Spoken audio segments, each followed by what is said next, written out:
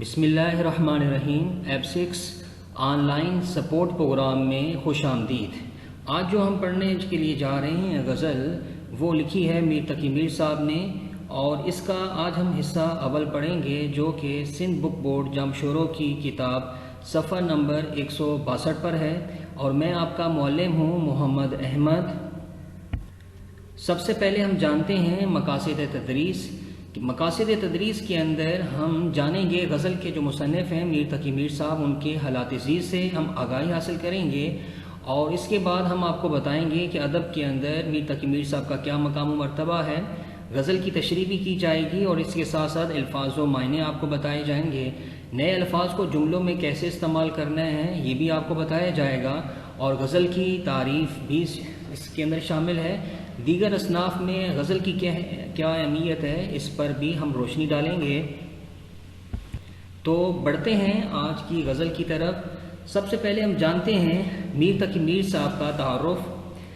میر تقی میر صاحب، ان کا نام سید محمد تقی تھا، اور میر ان کا تخلص ہے۔ اکبر آباد سے تعلق ہے، اور دہلی اور لکھنؤ میں رہے۔ غزلوں کے انہوں نے 6 دیوان اور 1 آبیتی، اور فارسی کے اندر انہوں نے نکات شعرا لکھا ہے۔ صحیح ہے، یہ بیٹا ان کا ایک مختصر تعارف ہے۔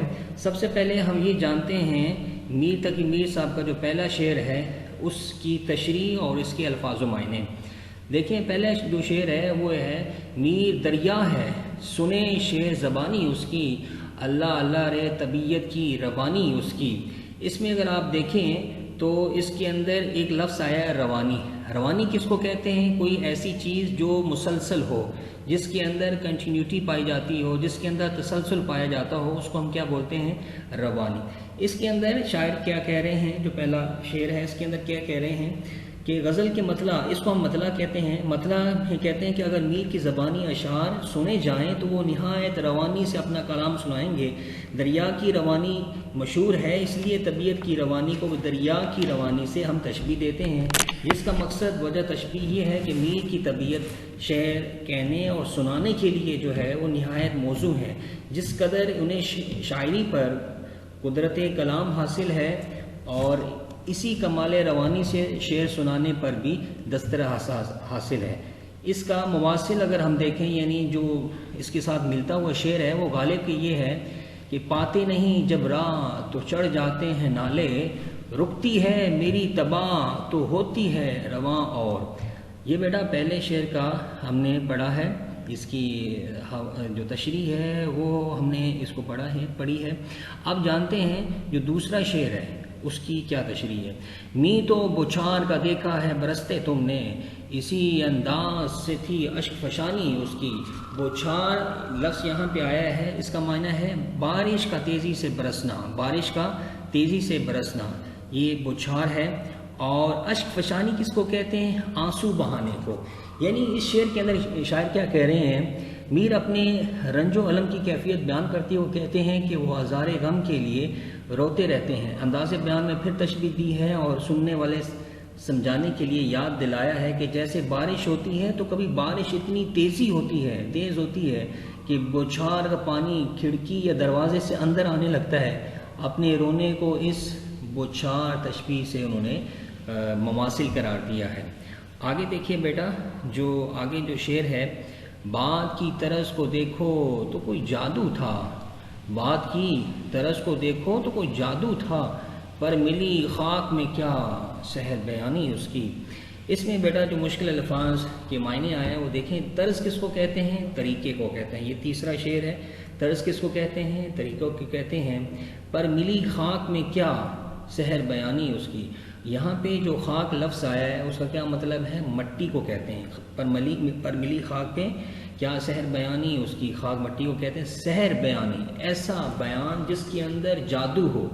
یہاں پہ لفظ جو سحر آیا ہے اس کی کیا میننگ ہے؟ سحر کہتے ہیں جادو کو، کہ اس کی بات کا جو انداز تھا وہ ایسا تھا کہ گویا ایسا محسوس ہوتا تھا کہ کوئی جادو کر رہا ہے۔ بات کی طرز کو دیکھو تو کوئی جادو تھا، پر ملی خاک میں کیا سحر بیانی اس کی۔ لیکن یہ سب کچھ ہونے کے باوجود بھی جو اس کی باتوں کے اندر اثر تھا، اس کی کشش تھی، یہ ساری کشش، یہ جادو، یہ سحر بیانی جو کہ جس بیان کے اندر جادو تھا وہ سب کچھ خاک میں مل گئی، یعنی میر اس دنیا کے اندر نہ رہے۔ وہ جادو کرنے والا وہ جب بولتا تھا تو ایک مجمع کے اوپر اثر انداز ہو جاتا تھا، لوگ خاموش ہو کے مبہوت ہو کے اس کا چہرہ تکتے تھے کہ میر تقی میر، جس کو خدائے سخن کہا گیا ہے، جس کو کہا گیا ہے کہ یہ بہت بڑا شاعر صحیح سخن کا خدا ہے، خدائے سخن ہے، یہ کس طرح بات کرتا ہے، اس کی سوچنے کا انداز کیا ہے، اس کی سوچ میں اتنی گہرائی کیسے ہے، تو کیا پر ملی خاک میں کیا سحر بیانی اس کی، پر افسوس کہ وہ جو سحر بیان تھا، جس کی باتوں کے اندر جادو تھا، وہ بھی آج اس دنیا میں نہیں رہا۔ سرگزشت اپنی کس اندوز سے شب کہتا تھا، سرگزشت اپنی کس اندوز سے شب کہتا تھا، سو گئے تم نہ سنی آہ کہانی اس کی۔ سرگزشت، اس میں دیکھیں بیٹا، یہ آپ کا چوتھا شعر ہے۔ چوتھے شعر کے اندر میر تقی میر صاحب کیا کہہ رہے ہیں، آپ غور سے سنیے۔ سرگزشت کس کو کہتے ہیں؟ اپنی کہانی کو کہتے ہیں، یعنی انسان کی آپ بیتی، انسان کے اوپر زندگی کے اندر کیا گزرا ہے، کیا کچھ گزرا ہے، اس کو ہم کیا کہتے ہیں؟ سرگزشت۔ سرگزشت اپنی کس اندوز سے شب کہتا تھا، سو گئے تم نہ سنی آہ کہانی اس کی، جو اپنی کرب کے ساتھ، مشکل کے ساتھ، پریشانی، جو تکلیف جو زندگی کے اندر اس نے دیکھی ہے، اور ایک تکلیف ہی نہیں بلکہ تکالیف کا ایک سلسلہ جو اس نے اپنی زندگی کے اندر دیکھا ہے، وہ اندوز سے شب کہتا تھا۔ اندوز کس کو کہتے ہیں؟ کرب سے، تکلیف سے شب کہتا تھا، یعنی اس شب کہتا تھا۔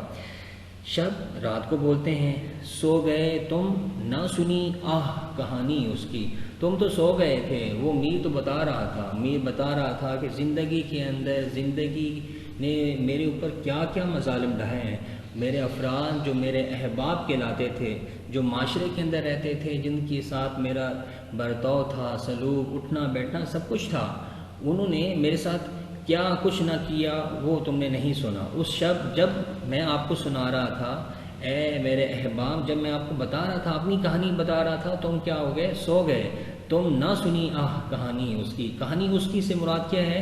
یعنی وہ اپنی بات کرتے ہوئے کہہ رہے ہیں کہ وہ بتا تو رہا تھا لیکن تم نے اس کی کہانی نہیں سنی اور تم افسوس کے ساتھ سو گئے۔ آگے دیکھیے بیٹا، آگے والا شعر جو ہے، مرثیے دل کے کئی کر کے دیے لوگوں کو، مرثیے دل کے کئی کر کے دیے لوگوں کو، شہر دلی میں ہے سب پاس نشانی اس کی۔ یہاں پہ جو مرثیے یہاں پہ ہے، یہ مرثیہ کی جمع ہے۔ مرثیہ کس کو کہتے ہیں؟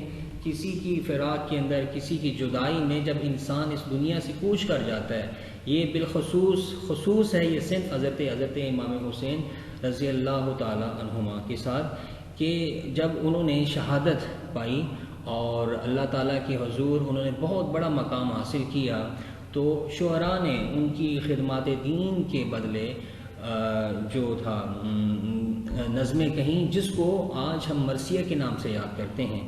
تو بنیادی طور پہ مرثیہ تو اسی لفظ کے لیے بولا جاتا ہے۔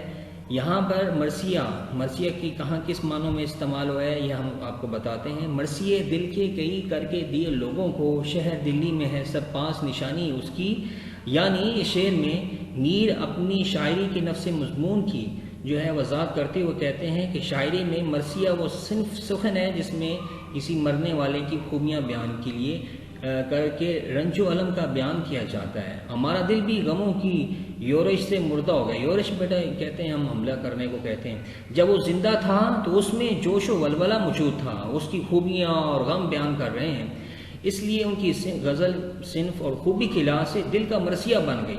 ایسے علمی اشعار شہر دلی کے لوگوں نے شوق سے سنے اور اپنے پاس قدردانی کے ساتھ محفوظ رکھ لیے، گویا ان کی شاعری لوگ نشانی اور یادگار کے طور پر رکھتے ہیں جو دلی کے لوگ ہیں۔ یہاں یہ اشارہ بھی موجود ہے کہ اب دیکھیے جو چیز میں آپ کو بتانے کے لیے جا رہا ہوں، میر آگرے میں تو پیدا ہوئے تھے، دلی میں رہ کر وہ دہلوی کلائے اور آخری دور میں لکھنؤ آ گئے، یعنی آگرے میں پیدا ہوئے، دلی میں رہے اور آخری دور میں، یعنی یہ تین ادوار ہیں میر تقی میر صاحب کی زندگی کی بنیادی طور پر۔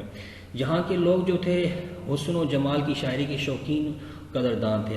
جو اہل لکھنؤ تھے وہاں پہ آپ کو بیٹا یہ میں آپ کو بات بتاتا چاہوں کہ ان کے ہاں چونکہ رزق کی فراوانی تھی، بہت مال و دولت اور بے پناہ اللہ تعالیٰ نے ان کے اوپر عنایات کی تھیں، تو سب کچھ تھی ان کے پاس، صحیح بیٹا۔ اور یہی وجہ ہے کہ یہاں کے جو لوگ تھے وہ حسن و جمال کی شاعری کے شوقین و قدردان تھے، یعنی جو ظاہری شاعری ہوتی ہے، خارجی جس کو ہم شاعری کہتے ہیں، وہ اہل لکھنؤ کے ہاں پائی جاتی ہے۔ اور اس لیے میر نے اہل لکھنؤ پر طنز کیا کہ وہ زلف و رخسار، چشم و لب اور تبسم و گفتار کا ذکر سن کر جھومتے ہیں، وہ بھلا جذبات و احساسات کی شاعری کی قدر کیا کر سکتے ہیں۔ اسی لکھنؤ کے پہلے مشاعرے میں تعریفی شعر انہوں نے یہ پڑھا تھا: دلی جو ایک شہر تھا عالم انتخاب، ہم رہنے والے ہیں اسی اجڑے دیار کے۔ یہاں پہ یہ آپ دیکھیں تو آپ کو پتہ چلے گا کہ جو میر تھے وہ لکھنؤ میں آنے کے باوجود بھی ان کے دل کے اندر یاد کس کی تھی؟ دلی کی تھی۔ ان کے دل کے اندر جو دلی تھا وہ رچ بس گیا تھا۔ آگرے سے دلی آئے، دلی سے لکھنؤ آئے، لیکن جو دلی تھا ان کے اس میں دل کے اندر جاگزیں تھا۔ مرثیے دل کے کئی کر کے دیے لوگوں کو، شہر دلی میں ہے سب پاس نشانی اس کی، کہ جب میں دلی کے اندر تھا تو سب جتنے مرثیے تھے، جتنے بھی دل کی میری جو تکالیف تھیں، پریشانیاں جو میرے اوپر آئی تھیں، وہ دلی والوں کو میں نے سنائی ہیں، اور دلی والوں نے وہ ساری نشانیاں اپنے پاس محفوظ رکھی ہیں۔ اب اگے اس کے جز افسوس نہیں کچھ حاصل، حیف صد حیف کہ کچھ قدر نہ جانی اس کی، صحیح۔ اب اس میں دیکھیں جز کس کو کہتے ہیں؟ صرف۔ افسوس کی نہیں کچھ حاصل، حیف صد حیف۔ حیف کس کو کہتے ہیں؟ افسوس۔ صد کس کو کہتے ہیں؟ فارسی زبان کا لفظ ہے جس کا مطلب ہے 100، یعنی 100 دفعہ افسوس کہ کچھ قدر نہ جانی اس کی۔ اس شعر میں میر کہتے ہیں کہ جب شاعر دنیا سے گزر گیا تو اس پر افسوس کرنے سے کچھ بھی حاصل نہیں ہوگا۔ کیوں؟ زندگی میں کچھ قدر دانی کرتے تو کچھ فائدہ بھی حاصل ہوتا۔ ہماری جو معاشرتی روایات میں یہ بات شامل ہے کہ ہم مردہ پرست قوم ہیں۔ جب کوئی شخص دنیا سے چلا جاتا ہے تو ہم اس کی برائیاں اور خامیاں کیا کرتے ہیں؟ فراموش کر کے اس کی خوبیاں اور کمالات بیان شروع کر دیتے ہیں۔ یہاں جو ہے میر بھی اسی بات کو دہرا کر لوگوں کو جتا رہے ہیں کہ یہ ایک طرح سے لوگوں کو ان کی ناقدری پر تنبیہ ہے، یعنی بتا رہے ہیں کہ مرنے کے بعد جو ہے تعریف کرنا ابھی توجہ دینے کی فرصت نہیں ہے۔ یہ صرف انہی کا انوکھا شکوہ ہے، بلکہ ہر دور میں ہر بڑے صاحب کمال کا یہی شکوہ رہا ہے، صحیح ہے۔ کہ اب جب میر جب اس دنیا سے جا رہے ہیں، افسوس کی اس دنیا سے جا رہے ہیں، تو اس وقت افسوس کرنے سے کچھ حاصل نہیں ہے۔ کیوں؟ اس وجہ سے کہ جب آگرے سے وہ دلی آئے، دلی سے لکھنؤ آئے، تو یعنی کہنے کا مقصد ہے اتنے ادوار انہوں نے گزارے تو نہ آگرے کے اندر حقیقی معنوں کے اندر ان کی قدردانی ہوئی، نہ دلی کے اندر جتنے وہ بڑے شاعر تھے۔ اسی وجہ سے وہ کہہ رہے ہیں کہ اب گئے اس کے جز افسوس نہیں کچھ حاصل، حیف صد حیف کہ کچھ قدر نہ جانی اس کی۔ اچھا بیٹا، یہ تو تھا اس کا خلاصہ اور تعارف اور میر تقی میر صاحب کا مقام مرتبہ ادب کے اندر۔ اب ہم یہ جانیں کہ گھر کا جو کام ہے اس کے اندر آپ نے کیا کرنا ہے بیٹا۔ سب سے پہلے جو کچھ آپ کو بتایا گیا ہے میر تقی میر کے بارے میں، آپ نے کیا جانا ہے، آپ نے کیا سمجھا ہے، اس کے اوپر آپ نے نوٹ لکھنا ہے، اور اس کے بعد جو نئے الفاظ ہیں جو آپ نے سیکھے ہیں اس کے معنی لکھ کر ان کو جملوں میں آپ نے استعمال کرنا ہے۔ پھر آگے آپ نے کیا کرنا ہے کہ جو 2 اشعار لینے ہیں اس پوری غزل میں سے اور اس کی آپ نے تشریح کرنی ہے۔ تو یہ آج کا سبق تھا بیٹا جو ہم نے پڑھا۔ اب یہ حصہ اول ہم نے پڑھا ہے، اس کے بعد انشاءاللہ العزیز ہم جانیں گے حصہ بے۔